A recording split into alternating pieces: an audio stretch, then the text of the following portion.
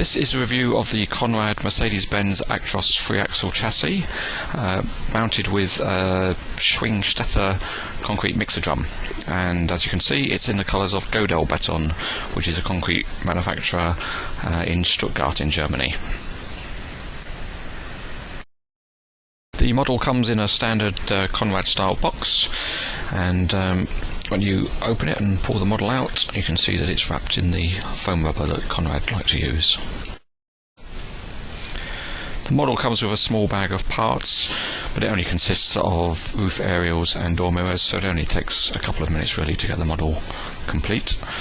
And this is what it looks like when it's put together.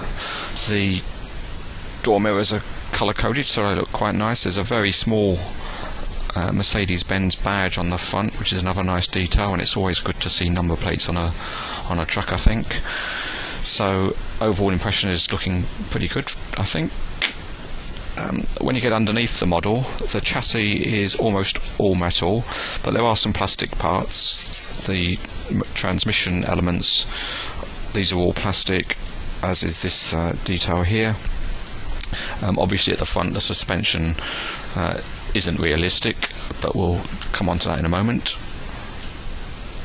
So having a look at the steering mechanism, it's not authentically modelled in terms of the real truck, but it's certainly got a very good range of steering movement. The cab tilts forward, perhaps slightly more than is shown here, and underneath there's an engine that can be seen. Looking at a bit of the detail in close-up, I think the exhaust detailing is really quite good on this model compared to earlier models, and it's always nice to see a real hole in the exhaust pipe that looks much more realistic.